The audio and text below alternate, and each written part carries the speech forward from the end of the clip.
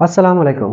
दोस्तों, दुनिया में कई जगहों पर कई बहुत बड़ी चोरियां हुई हैं, जिनकी तरीका वारदात और प्लानिंग देखकर इंसान की अकल हैरान रह जाती है। ऐसी ही एक चोरी फ्रांस के शहर निस में हुई।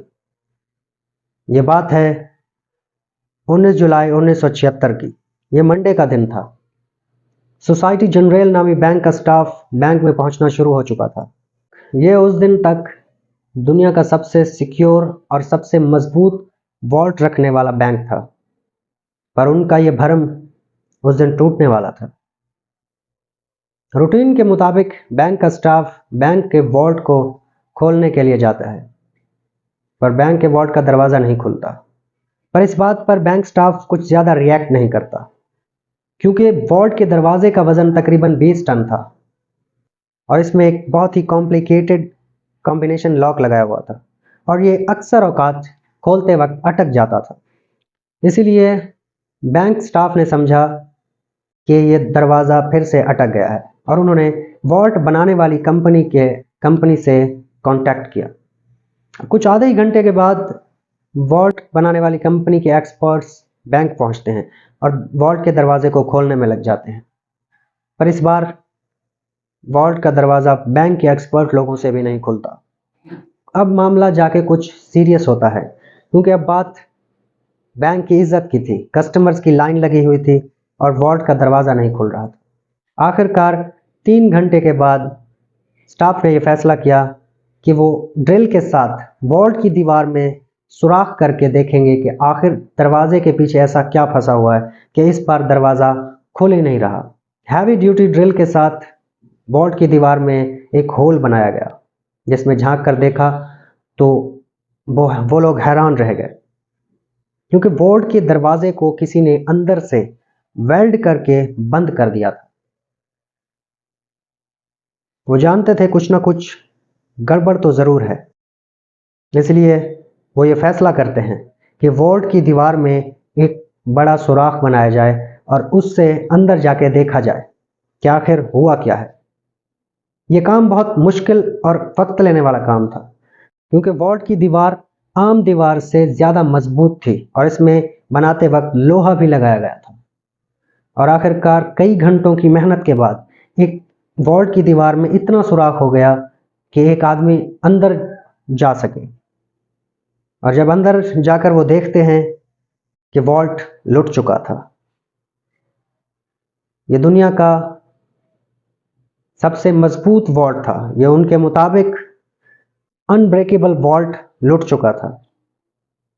कई लॉकर्स खुले थे और कई लॉकर्स टूटे पड़े थे। और सबसे इंटरेस्टिंग बात, स्प्रे पेंट से वॉल्ट की दीवार के ऊपर कुछ ये अल्फाज लिखे गए थे। अगर इनको इंग्लिश में ट्रांसलेट करें तो ये बनते हैं, without arms, without hate, without violence. उसी दीवार के नीचे एक टनल बना हुआ था। अब आगे का काम पुलिस का था, जो कि उस वक्त तक बैंक पहुंच चुकी थी। पुलिस को उस टनल में बहुत से सबूत मिलते हैं, जैसे कि टूल्स, ताज़ा हवा के लिए वेंटिलेशन इक्विपमेंट, 1 किलोमीटर लंबी इलेक्ट्रिक केबल के साथ 27 गैस सिलेंडर्स, जिसके साथ वॉल्ट के दरवाजे को वेल्ड करके बंद किया गया था। वो टनल शहर के सबसे बड़े अंडरग्राउंड सीवरेज पाइप से निकलती थी। अब पुलिस अपना काम शुरू कर देती है। पता चलता है कि चोर अपने साथ कैश, गोल्ड ब्लॉक्स और सेफ्टी बॉक्सेस तोड़कर अपने साथ कीमती अशिया ले गए हैं। यह चोरी उस वक्त $20 मिलियन की थी। और अगर इस चोरी का कंपैरिजन आज के दौर से किया जाए तो तकरीबन ये $110 मिलियन या फिर 900 करोड़ रुपए की चोरी बनती है। अब बैंक की रेपुटेशन के नुकसान के अलावा ये फ्रेंच पुलिस के लिए बहुत बड़ा इम्तिहान था।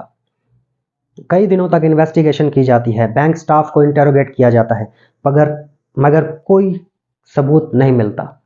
आखिरकार 3 महीने के बाद उस गिरोह के, उस गैंग के एक मेंबर की गर्लफ्रेंड के टिप पर उसे पकड़ लिया जाता है। पहले तो वो इनकार कर देता है, पर पुलिस के कुछ ज़्यादा सख्ती करने पर वो अपनी गैंग के सभी मेंबर्स के नाम बता देता है। पूरी गैंग को अरेस्ट कर लिया जाता है।